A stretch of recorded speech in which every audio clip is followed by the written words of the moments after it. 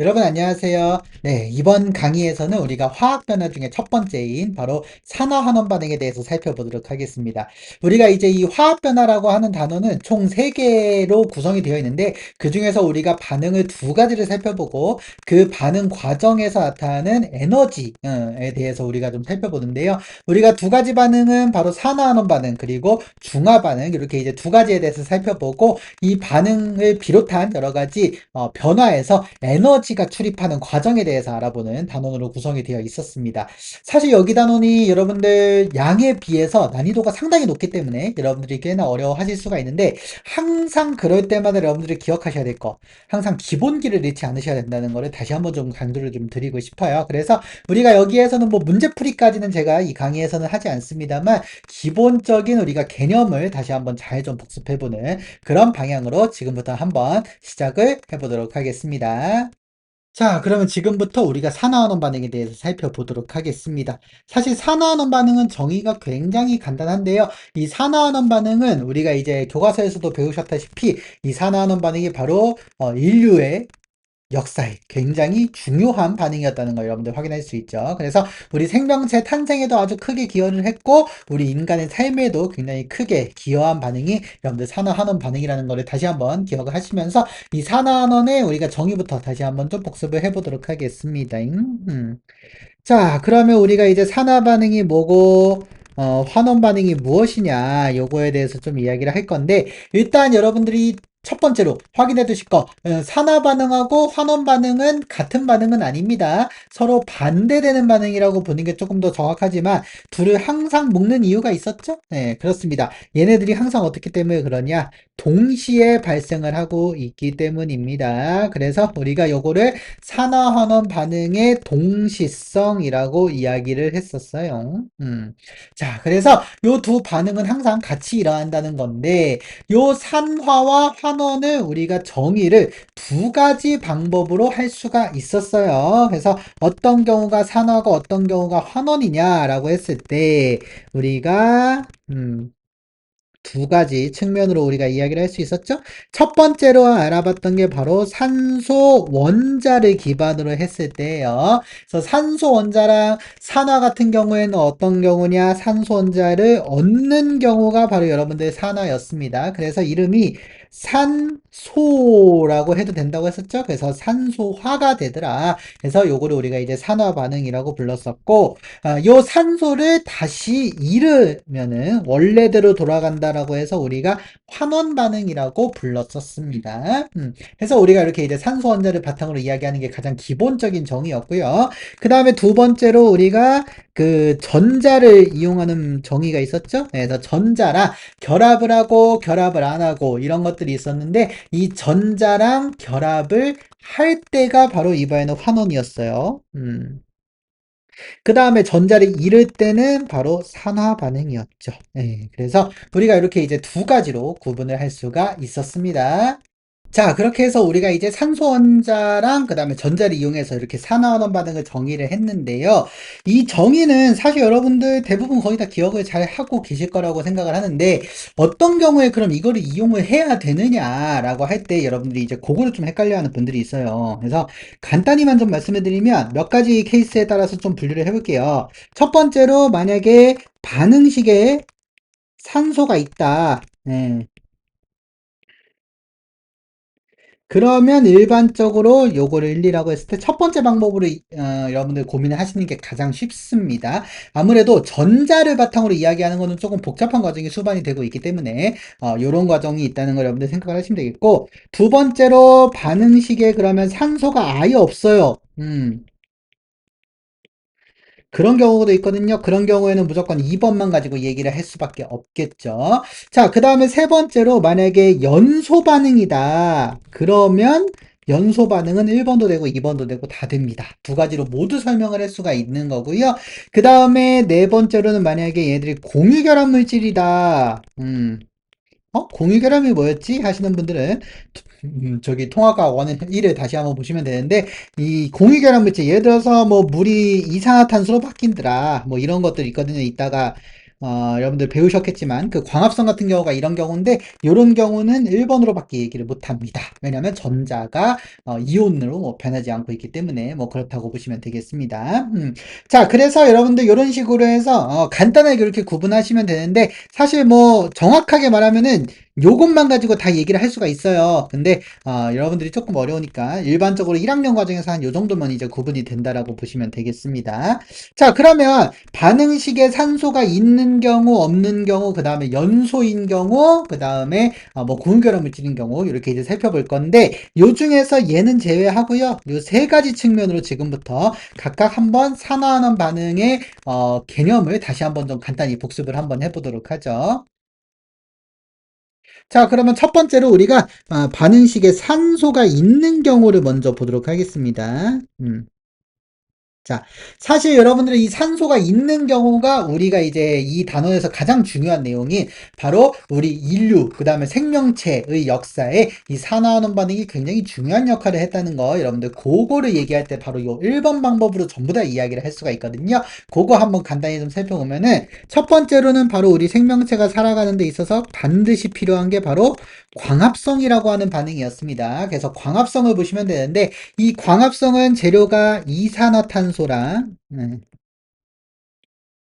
그 다음에 물, 이 두 가지를 가지고선 여기에다가 빛에너지가 공급이 되죠. 요거 잠깐 말씀드리면 이 빛에너지가 바로 요 화학 변화 반응의 맨 마지막 에너지 출입에서 얘는 에너지를 흡수하는 경우예요. 그래서 요것도 같이 적어드리면 빛에너지를 흡수합니다. 흡수. 네. 흡수하는 게 바로 여러분들 광합성이었습니다. 자, 이렇게 흡수를 하면은 여기서 이제 포도당하고 그 다음에 산소를 만드는 요 과정이 됐었죠. 요거는 뭐 중학교 때부터 이제 나왔던 아주 중요한 반응이기 때문에 여러분들 잘 기억을 하셔야 되는데, 자, 이산화탄소는 CO2고, 물은 H2O고요. 포도당은 C6H, 12O6이라고 하는 화학식을 가지고 있는 공유결합 물질이고요. 네, 산소는 O2입니다. 자, 이거를 숫자를 맞춰오면 전부 다 각각 666을 이제 더해주면 되는데, 더해주는 게 아니라 곱해주는 거. 자, 요거는 CO2, 이산화탄소가 6개라는 의미죠. 여기서 여기에 있는 이는 이 산소 원자 2개가 결합해 있다는 뜻입니다. 그 다음에 얘도 수소 원자 2개랑 산소 원자 하나랑 결합해 있는 H2O라고 하는 물이 6개 있다는 얘기고, 얘는 포도당이라고 하는 건데 1개, 그 다음에 산소 원자 6개, 이렇게 이제 만들어졌다고 보시면 되겠어요. 자, 여기에서 요 숫자 맞추는 거는 여러분들 중학교 때 하셨겠지만, 요거 맞추는 과정을 간단히만 좀 소개를 해드리면, 여기에 들어가는 모든 원자들을 일단 적어요. 여기다가 뭐 C, H, O 이렇게 적고 여기에 개수 세는 거예요. 그러면 여기 보시면 하나 곱하기 6개니까 여기 6개 이런 식으로, 여기는 2개 곱하기 6개, 산소는 2개 곱하기 6개니까 12개, 그 다음에 여기는 뭐 수소 12개, 산소 6개 이렇게 되고요. 6개, 12개, 6개, 그 다음에 여기에 12개 이렇게 있죠. 그래서 이렇게 한 다음에 양쪽의 숫자가 똑같아지도록 맞추는 방법이었습니다. 그래서 요 맞추는 방법은 여러분들 다른 강의 중학교 과정 잘 보시면 되니까 요 복습에선 간단히 이렇게만 하고 넘어가도록 하겠습니다. 자, 어쨌든 이렇게 이제 우리가 광합성식을 봤을 때 이 광합성식을 보면은 여기서 탄소가 중요하죠. 이 탄소가 포도당으로 변한 거예요, 결국엔. 근데 이 관점에서 보면은 이 탄소 같은 경우에는 원래 산소가 몇 개랑 결합을 해 있었습니까? 12개랑 결합을 해 있었단 말이에요. 여기선 산소 원자가 있으니까. 네, 산소 원자 12개랑 결합을 해 있다가 여기 포도당으로 와서 보세요. 포도당으로 보면은 몇 개예요? 산소 원자가 6개로 변하고 있는 걸 여러분들 확인할 수가 있죠. 자, 그래서 6개, 12개에서 6개로 변했어요. 이렇게 변하면 산소 원자가 늘어난 거예요? 줄어든 거예요? 줄어든 거죠. 줄어든 거면 산소 원자를 잃은 거니까 얘는 환원이 되었다라고 이야기를 할 수가 있는 거죠. 그래서 우리가 이산화탄소는 포도당이 되면서 환원이 되었다라고 표현을 하고요. 그 다음에 물 입장에서 보면은 물은 처음에 산소를 6개를 가지고 있었네요. 그래서 얘는 산소 원자가 6개였다가 그 다음에 여기서 산소가 되면서 어때요? 총 12개가 돼버리죠? 그러면 여기서 산소 원자가 12개가 됐습니다. 그러니까 얘는 지금 이렇게 변하는 과정에서 6개에서 12개가 되니까 산소 원자가 늘어났죠? 그러면 산소를 얻었네요. 그래서 이 경우를 산화라고 부른다고 보시면 되겠습니다. 그래서 여기서 이산화탄소는 포도당이 되면서 환원, 물은 산소가 되면서 산화되는 과정이고 얘네들은 동시에 일어나니까 산화환원 반응이 동시에 일어나는 동시성이 있다라고 여러분들 정리를 할 수가 있겠죠. 자, 그래서 첫 번째는 이렇게 여러분들 정리를 할 수가 있고요. 그 다음에 두 번째로 여러분들이 이제 배웠던 게 이게 이제 시험에 좀 자주 나오는 애인데 바로 여러분들 철의 재련이었죠. 음, 철의 재련이었는데 바로 이제 철이 순수한 철이 돌멩이였고 철광석을 재련을 해서 우리가 순수한 철을 뽑으면서 철기 시대와 문명이 시작되었다. 뭐 이런 식으로 여러분들이 이제 기억을 하시면 되는데 이 철의 재련은 두 가지 과정을 통해서 우리가 이루어지게 됐었어요. 첫 번째는 바로 코크스를 산화시키는 거였어요. 그래서 코크스를 우리가 쉽게 말하면 이제 태운다고 보시면 되겠는데, 코크스. 이 코크스를 어떻게 만드느냐? 이거를 통해서 우리가 일산화탄소를 만드는 과정이었습니다. 여기에다가 산소를 결합시키는 거죠. 네, 그래서 이거를 통해서 일산화탄소를 먼저 만들어주는 과정이라고 보시면 되겠어요. 자, 그럼 코크스는 뭐냐? 화학식이 순수한 C. 산소는 O2. 이렇게 되는데 여기서 이 코크스는 참고로 두 개씩 쓰고요. 이렇게 둘이 결합을 해서 그 다음에 여기서 일산화탄소 두 개를 이렇게 해서 만들어내는 과정이 되는데 요 과정에서 여러분들 체크해 두실 거 일산화탄소가 만들어지죠? 일산화탄소가 만들어지기 때문에 얘는 우리가 불완전 연소라고 보통 부르고 있습니다. 연소는 이제 불에 타는 거라고 여러분들 생각하실 수 있지만 사실은 산소랑 결합하는 걸 일반적으로 연소라고 불러요. 근데 완전하게 연소가 잘 되면 이산화탄소가 나오고요. 이렇게 불완전하게 연소가 되면 여기 나온 것처럼 일산화탄소가 나오게 됩니다. 그래서 요 과정을 여러분들 보시고 여기에서 이제 나온 요 일산화탄소를 가지고 우리가 철광석을 얘랑 결합을 시키는 거죠. 그래서 철광석은 바로 산화철 저기 3였어요. 3. 예, 죄송해요. 산화철 3. 그래서 Fe2O3 여기에 방금 만들었던 일산화탄소를 여기다가 이렇게 해서 집어넣는 거죠. 그래서 3CO, 일산화탄소 한 개 더 추가해서 3CO를 결합을 시키면 어떻게 되느냐? 얘를 통해서 철, 그리고 이산화탄소가 나오게 되더라.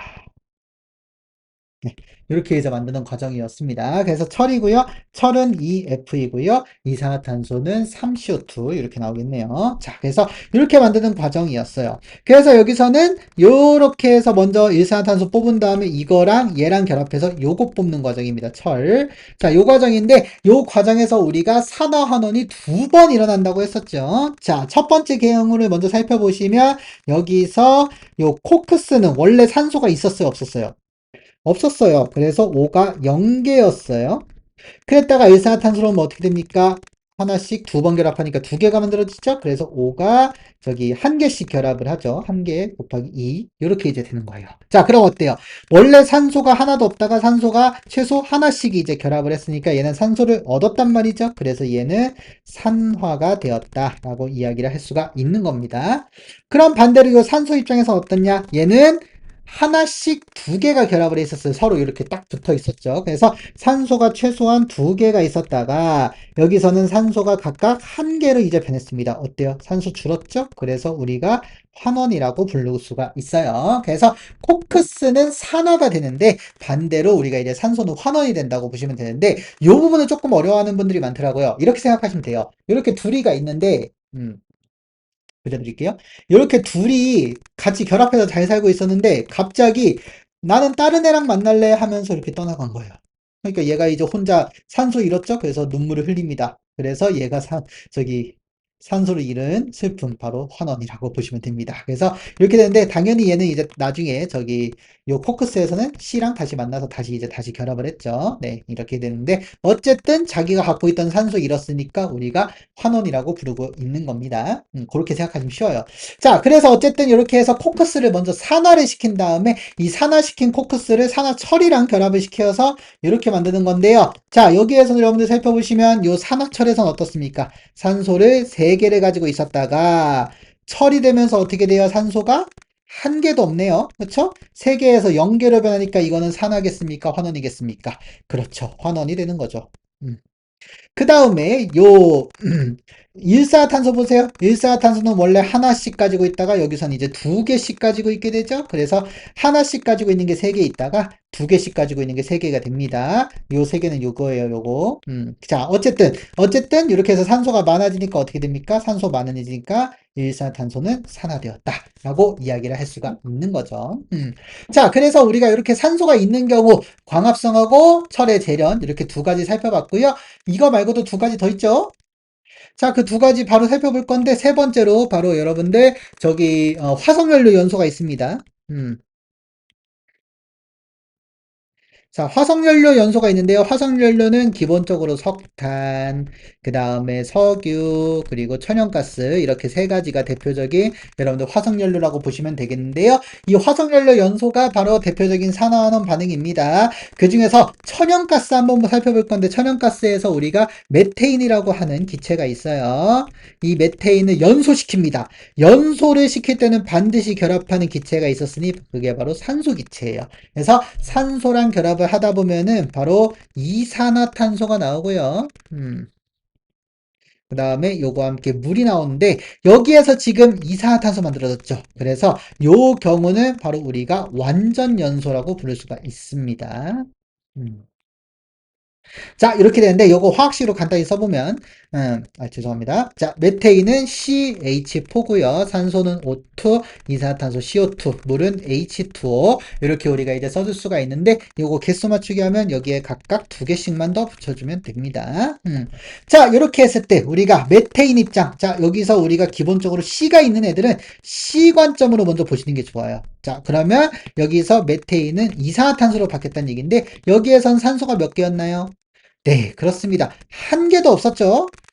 한 개, 네, 한 개도 없었어요. 그래서 한 개도 없었으니까 0개였다가 여기선 두 개가 결합을 해버리네요. 그러면 0개에서 두 개가 되니까 메테인은 산화가 되었다라고 우리가 이야기를 할 수가 있죠. 그래서 이산화탄소가 되면서 산화가 됐고요. 그 다음에 여기 산소 보면은 얘는 두 개씩 두 개가 결합을 해 있다가 얘는 한 개씩 두 개 결합한 거 확인할 수가 있습니다. 그쵸? 그러면 산소가 늘었어요? 줄었어요? 그렇습니다. 줄었으니까 얘는 환원이 됐다라고 이야기를 할 수가 있는 거죠. 자, 그 다음에 마지막으로 여러분들 수소 연료전지 아마 여러분들 배우셨을 건데 수소 연료전지를 만들기 위해서는 수소를 연소시켜 가지고 우리가 물을 만드는 거였습니다. 그래서 수소 연료전지라고 해서 이거 수소 자동차에서 쓰는 건데요. 이거를 통해서 뭘 하느냐? 수소를 통해서 저기 전기를 만들어서 이거를 가지고 배터리를 충전하는 거예요. 네. 자, 그래서 이렇게 우리가 이제 살펴보시면 되는 건데요. 자, 여기서 수소연료 전지는 수소, 그 다음에 산소가 결합을 해서 요거를 통해서 우리가 물을 만드는 과정이라고 보시면 되겠습니다.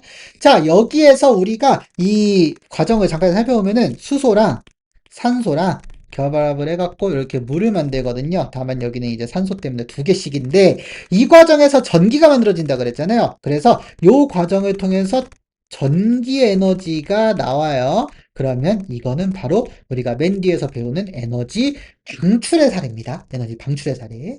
그럼 이 반대는 에너지 흡수겠죠? 그래서 여러분들 뒷단에서 한 번 더 살펴볼 거지만 물을 전기분해해서 수소, 산소 만드는 거는 에너지를 공급해줘야 되거든요. 전기분해를 통해서 전기를. 그래서 에너지 흡수의 사례가 됩니다. 거꾸로. 자, 그렇게 살펴보시면 되는데 여기에서 역시 또 보시면은 수소는 원래 산소가 있었어요? 없었어요? 없었다가 여기에서는 어떻게 됩니까? 한 개씩 결합을 하게 되는 거 보이시죠? 그래서 결합을 하니까 이 경우는 산화가 되고요. 산소는 어때요? 원래 두 개씩 갖고 있던 거 하나로 줄었죠? 그래서 여기선 환원이라고 우리가 복습을 하실 수가 있습니다. 자, 그래서 우리가 이렇게 산소 원자가 있는 경우를 살펴봤는데 산소 원자는 자기가 갖고 있는 산소 원자가 총 몇 개인지만 세면 돼요. 그래서 개수 세갖고 산소가 늘어났으면 산화, 산소가 줄어들었으면 환원 이렇게만 여러분들 정리하시면 되겠는데 요 네 가지가 여러분들 우리 인간의 역사를 바꾼 아주 중요한 화학 반응이었다는 걸 여러분들 다시 한번 좀 기억을 해주시면 좋겠어요. 그래서 특히 앞에서 봤던 광합성으로는 우리가 결국 생명체 진화 그리고 탄생에 굉장히 큰 영향을 주었고 육상 진출에도 영향을 줬죠. 앞에 단원에서 살펴보면. 그 다음에 철의 재련을 통해서 철기 시대와 문명 시대로 넘어갔고, 화석연료 연소, 여기 지금 살펴본 거, 요거를 통해서 우리가 저기 산업혁명, 그리고 지금의 현대사회를 만들 수가 있었고, 또 미래사회에 필요한 에너지를 우리가 수소 연료전지를 통해서 만들 수 있다는 거, 이렇게 네 가지 관점을 여러분들 같이 한번 살펴보시면 되겠습니다. 여기까지가 여러분들 산소를 활용한 산화환원 반응을 해석 방법입니다. 자, 이어서 이제 산소 혼자 없는 경우를 좀 살펴보도록 하겠습니다.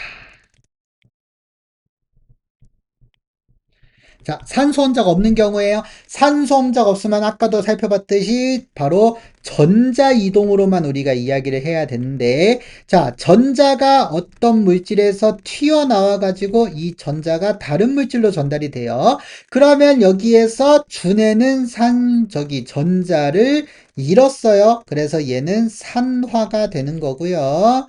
이 전자를 받은 애는 환원이 되는 과정이라고 여러분들 보시면 됩니다. 그래서 여기서 전자가 튀어나와가지고 이쪽으로 공급하니까 여기에 사실상 동시에 일어난다. 그래서 역시 또 산화와 환원 반응이 동시에 일어난다라고 여러분들 살펴보시면 되겠는데요. 여기에서 여러분들 두 가지 관점으로 여러분들 좀 체크를 하실 필요가 있습니다. 자, 첫 번째로는요. 어떤 수용액하고 즉 정확하게 말하면 이온 결합 물질입니다. 그래서 이온 결합 물질에다가 금속을 넣어서 반응했을 때가 가장 기본입니다. 그래서 요 경우가 바로 이렇게 전자이동으로만 설명을 할 수가 있는 케이스인데요. 다만 요 경우에는 100% 발생하는 건 아니에요. 그러니까 이온 결합 물질에다가 모든 금속을 넣는다고 해서 다 반응을 하는 건 아닙니다. 반응을 안 할 수도 있어요. 반응 안 하는 경우도 있고요. 그거에 대해서는 뭐 여러분도 혹시 궁금하시면 뭐 이온화 경향인가 뭐 그거 찾아보시면 되는데 여기서 뭐 따로 다루지는 않습니다. 자, 그리고 요거에서 이온 결합 물질 중에서도 하나 여러분들 추가로 살펴보실 게 여기에서 파생되는 게 바로 산이에요, 산. 산하고 금속하고 반응하는 경우도 있습니다. 물론 요 경우에도 모든 금속이 산과 반응하는 것은 아닙니다만 대부분의 금속들이 좀 반응을 하기는 해요. 그래서 그렇게 이제 되는데, 여러분들 여기서 이제 하나만 좀 체크를 해두시면, 요 경우가 뭐냐. 자, 실험은 간단해요. 여기에다가 이온 결합 물질에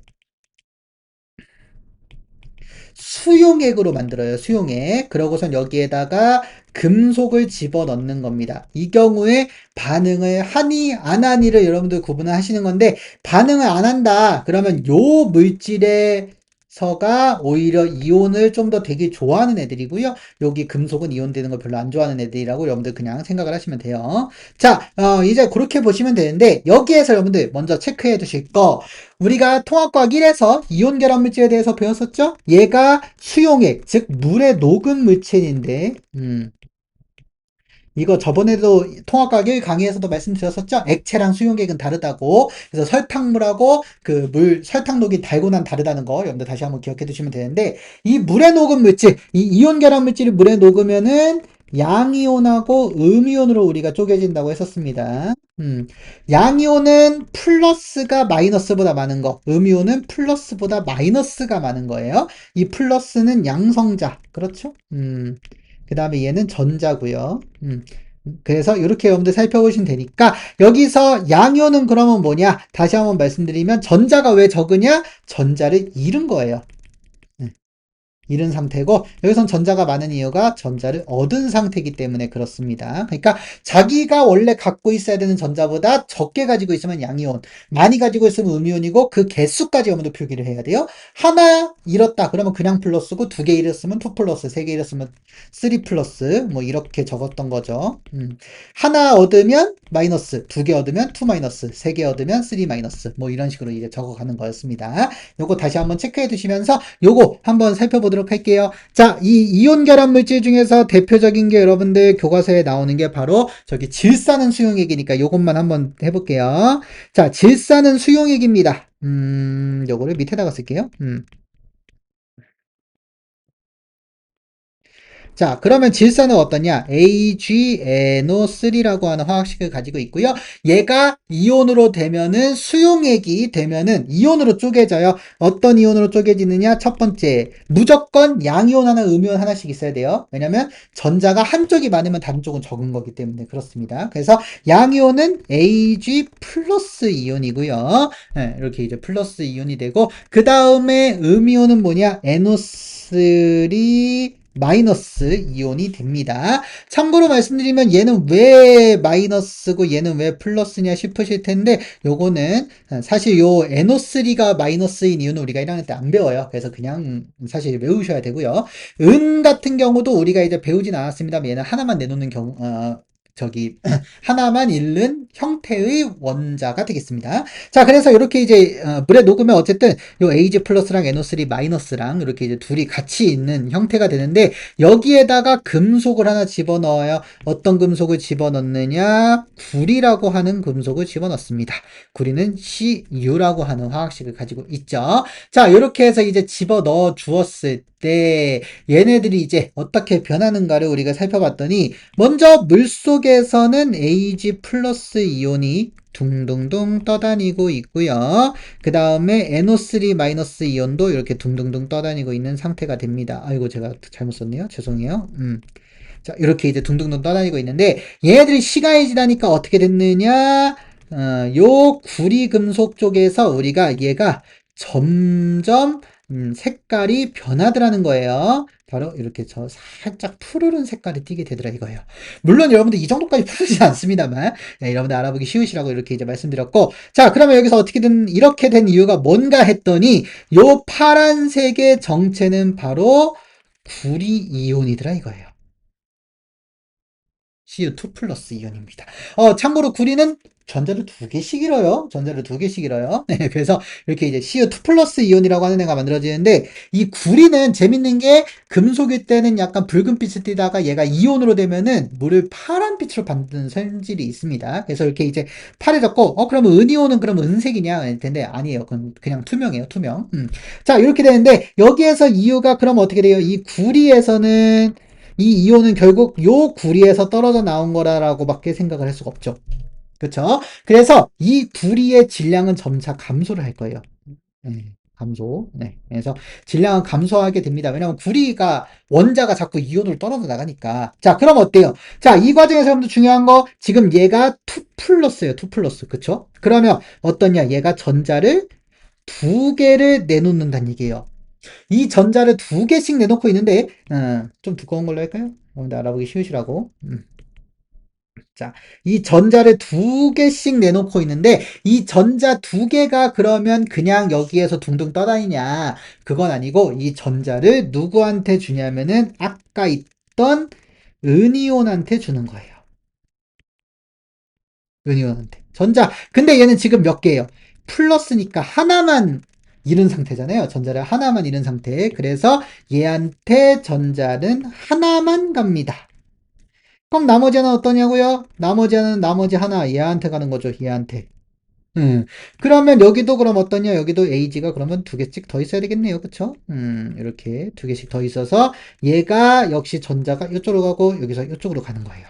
그럼 어떻게 되느냐? 얘들은 부족한 전자를 얻었으니까 이 전자들이 일로 와서 이제 은이 돼가지고 여기서 은가루가 이렇게 딱 달라붙기 시작을 하는 거예요.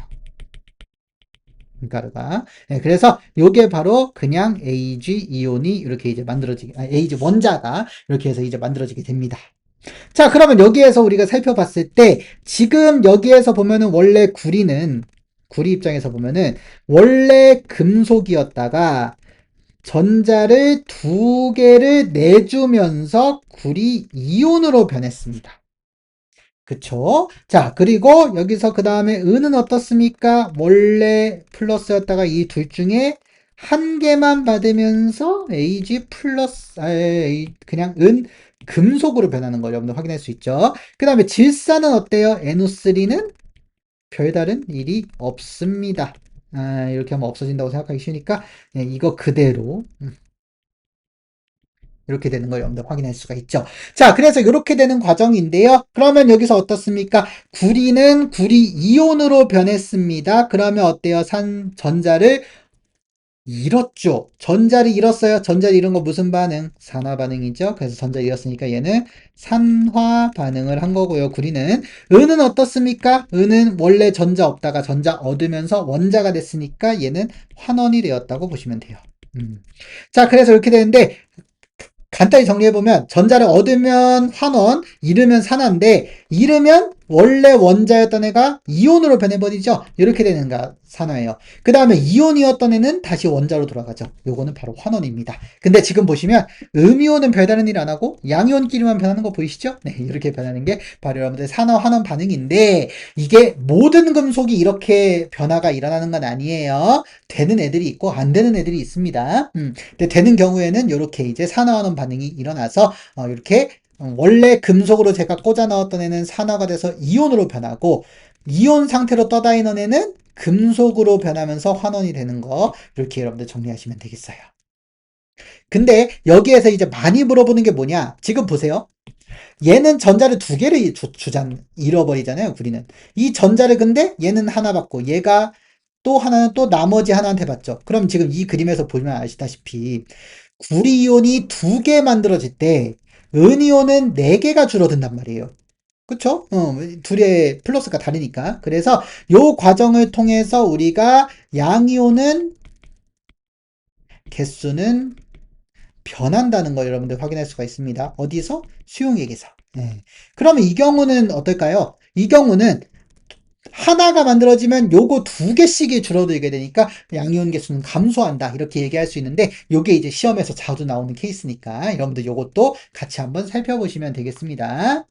그 다음에 이제 저기 연소 살펴봤는데 연소는 사실 앞에서 했었어요. 앞에서 완전 연소의 사례로 우리가 이제 화석연료 연소 살펴봤었는데 얘는 산소로도 이야기할 수 있고요. 사실 전자로도 이야기할 수 있는데 전자로 얘기할 수 있는 경우는 일반적으로는 이제 뭐 금속을 산화시킬 때 예를 들어서 철에다가 산소를 불어 넣어줄 때 산화 처리되는데 그 산화 처리되는 과정에서 공유 결합을 이온 결합을 하잖아요. 이 이온 결합에서 산소는 전자를 자기가 저기 얻어요. 그쵸? 그 다음에 철은 전자를 잃죠. 그래서 전자를 잃는 산화, 그 다음에 산소는 전자를 얻는 환원. 이렇게도 우리가 해석을 할 수가 있다는 거 같이 한번 확인하시면 되겠습니다. 자, 이렇게 해서 우리가 간단하게 산화환원 반응을 좀 복습을 해봤습니다. 정의는 굉장히 간단해요. 다시 한번. 산소를 얻으면 산화, 전자는 잃으면 산화. 그 다음에 산소를 잃으면 환원, 전자를 얻으면 환원인데, 요 경우에서 우리가 산소 원자로 세느냐 또는 전자로 세느냐에 따라서 조금 해석법이 달랐습니다. 다만, 산소 원자는 개수만 세면 돼요. 화학 반응식에서. 개수만 세면 되고, 산소 개수가 많아지면 산화가 되는 거고, 산소 개수가 줄어들면 환원이 되는 거죠. 반면, 전자는 조금 어려웠는데 우리가 원래 원자 상태였던 애가 이온으로 변하면은 전자를 잃으니까 바로 이제 산화가 되는 거라고 우리가 이야기를 할 수가 있고요. 그 다음에 수용액 상태에서 둥둥 떠있던 양이온이 원자로 바뀌면서 다시 금속으로 돌아가죠. 그러면 전자를 얻으니까 이 경우에는 환원이다 라고 여러분들 간단하게 핵심만 정리할 수 있고 이 과정에서 수용액에 있는 양이온의 개수는 변할 수가 있습니다. 그래서 이제 그거까지 여러분들 같이 한번 체크해 두시면 되겠습니다. 자, 이렇게 해서 여러분들 산화환원 반응 다시 한번 살펴봤고요. 다음 강의에서는 우리가 이제 산염기의 성질 그리고 중화 반응에 대해서 같이 한번 복습을 해보도록 하겠습니다. 자, 이번 강의도 여러분들 어려운 내용이었지만 핵심 잘 들어주셔서 감사드리고 우리는 다음 강의에서 또 뵙도록 하겠습니다. 여러분 고맙습니다.